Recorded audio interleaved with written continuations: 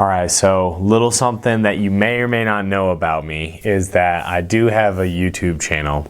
I don't really talk about it because I figure if you know about it, you know about it. If you don't, that's okay. Like, I'm not doing it to try to get famous or anything. It's just something, it's just a spot to post the content that I can use maybe in years to come. But due to this current situation that I'm in, you guys are gonna now know a little bit about this channel because this is how you're gonna get your history lessons here for the next few days. If you know me, you know I don't do anything halfway, unless that's actually teaching in the classroom. Some days I do that halfway, as you probably know. But if I'm gonna make videos, I'm gonna make them look good. So the next couple days are gonna be like this, and I'm making this content not just for you guys, but for like a YouTube audience. Not that I really have one, but you know, hey, maybe someday. I have an intro that we're about to roll, so like you gotta have an intro. So here it is. I'll see you on the other side with the lesson.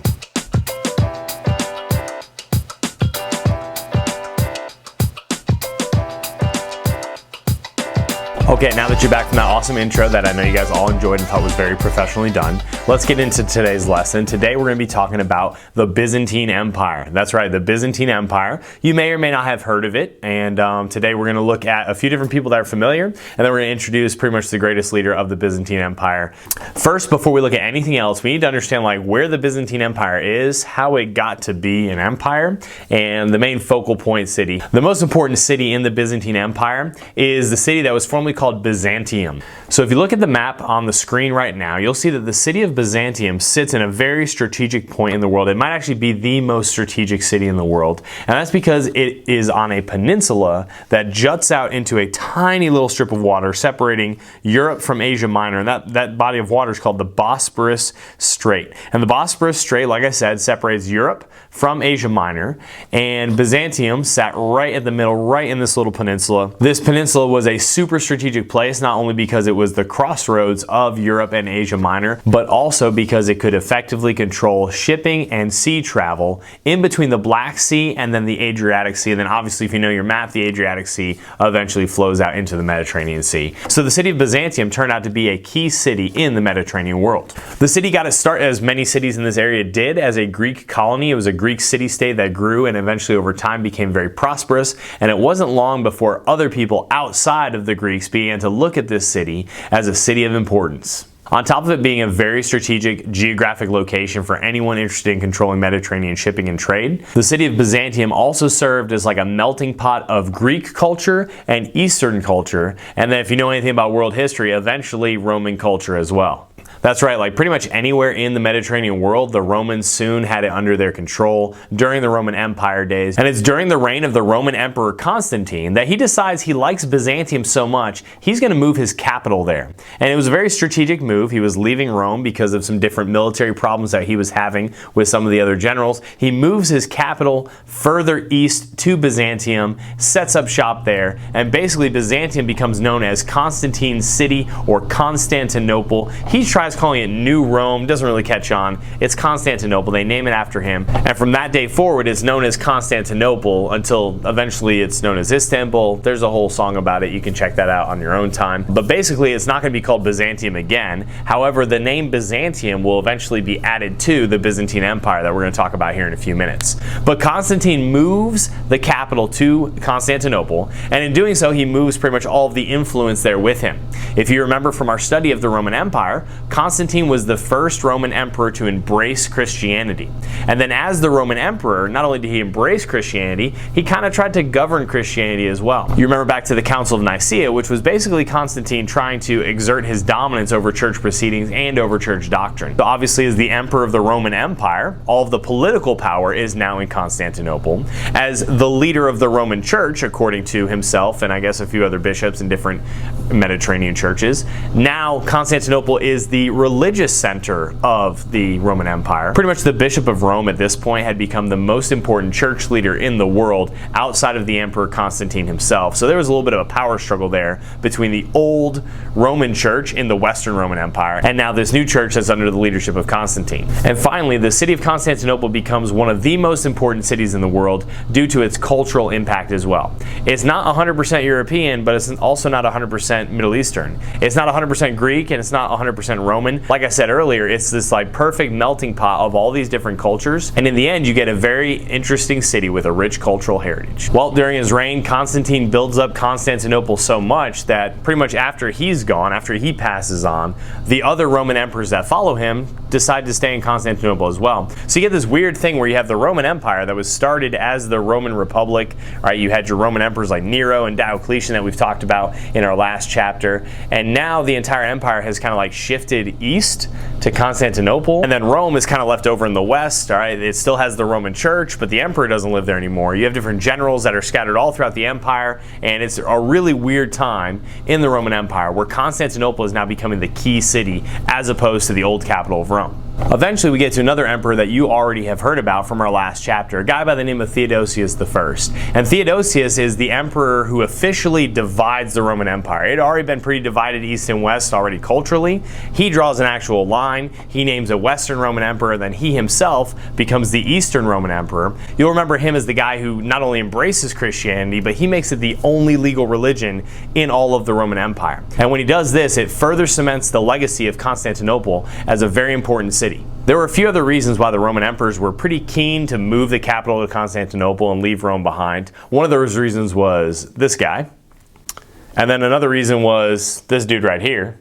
And then finally there were these dudes right here. That's right, the Huns, the Visigoths, the Vandals, all of these guys couldn't get their eyes off of Rome. Rome was a #1 target of them. Constantinople was so strategically located, it was hard for them to attack. So the Roman emperors, out of pure self-preservation, end up in Constantinople, leaving Rome to fall. If you remember from the last chapter, in the year 476 is when Rome is finally sacked and taken control of. Well, not many years after Rome has fallen, 476, we get the rise of a very powerful person in the eastern part of the Roman Empire. That's right, we're talking about the guy in the title today, Justinian. So Justinian takes the throne in Constantinople in AD 527, and his reign essentially marks the beginning of what historians call the Byzantine Empire. About 5 years into his reign, Justinian is faced with his first challenge. There's an uprising within the city of Constantinople itself. It's called the Nika Revolt. All right, and it's called that because the Nika is the Greek and Roman word for conquer, and they were wanting to conquer the city and oust Justinian and set up more of a republican style of government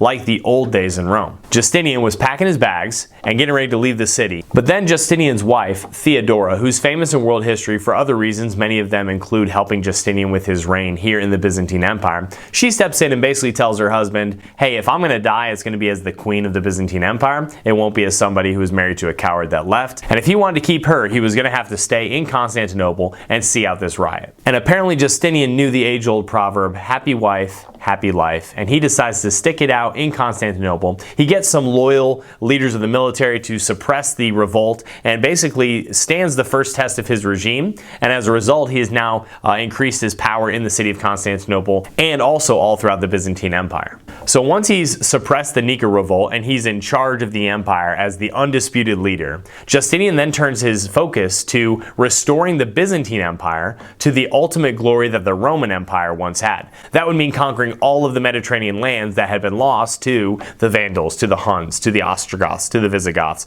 all those other barbarian groups that had taken over different parts of the Western Roman Empire. Justinian is now going to try to recapture for himself and for the Byzantine Empire. And you know what? He's pretty successful. He's able to get the Ostrogoths out of Italy. He's able to defeat the Vandals in North Africa. And then finally he takes over Visigoth strongholds in the south of Spain and the south of France. It looks like Justinian is going to restore the old Roman Empire. And while the glory of old Rome was not restored by Justinian, he definitely pushed the Byzantine Empire to its greatest heights. But as we've learned a little bit already in world history, when you go on military campaign after military campaign after military campaign, eventually you run out of money. And so while Justinian expanded the Byzantine Empire to its greatest heights, he also practically bankrupted his own empire so that when he died, the empire was not in a good shape financially. And the great Byzantine Empire of Justinian goes from this to this in a mere 400 to 500 years. So Justinian is not just known for getting bossed around by his wife and reconquering Roman lands. He's also known for his law code. So if you remember all the way back to the chapter about the Roman Republic, one of the things that the Romans prided themselves on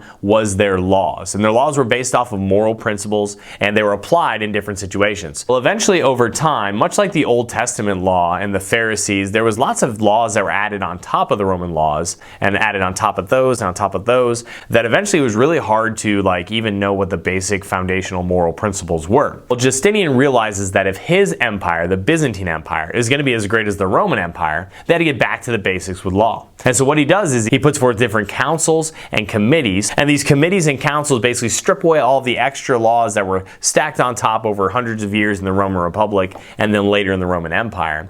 And he has them get down to the basic principles, and he puts forward his law code that's known in history as the Justinian Code. And the Justinian Code was a master class in law at this time in world history. It was also during the reign of Justinian that you have the golden age of the Byzantine culture. During this time, you have different things that are produced. Probably the most impressive artifact of this cultural time period is the then church, now mosque, this amazing structure that was built under Justinian's reign called the Hagia Sophia there in Constantinople, which is now called Istanbul. The Hagia Sophia has a large domed ceiling. There's lots of intricate artwork that's done, lots of the windows and the columns. Everything in this building was designed to reflect the glory of God. And like we said, it's been converted into a mosque at this point, and they've made some different architectural and cultural adjustments to it.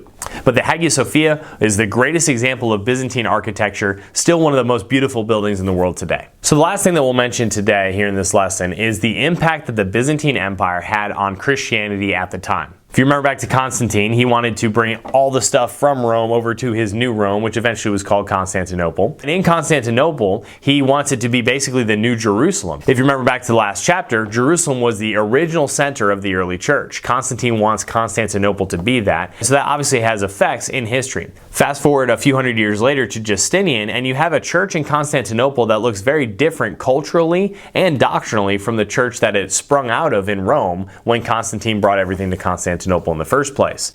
And so you have these two different churches that are kind of battling for supremacy in the world. Really at this point in the West and where Rome was, the only person who had any say or authority in Rome was the Bishop of Rome himself. And that was kind of the rise of the popes that we'll talk about later on in different chapters. And what springs out of this in Constantinople is what's known as the Eastern Orthodox Church. And the Eastern Orthodox Church and the Roman Church differed on many different things. Among those things were like when to celebrate major holidays like the resurrection or Christmas. There were other things they differed on. One of the key things that they differed on was the use of icons in church worship. And this iconoclastic controversy that would be revisited several times throughout world history was one of the chief driving forces in this separation. And this Eastern Orthodox Church would grow to be very influential here in the Adriatic region. It would also have influences up into the founding of Russia, and then even further to the south and to the west as well. And that was the final cultural impact that we see here with this shift from Rome to Constantinople, from the Roman Empire to the Byzantine Empire. And in the next lesson, we'll talk about what happened to the Byzantine Empire, because obviously they couldn't be around forever.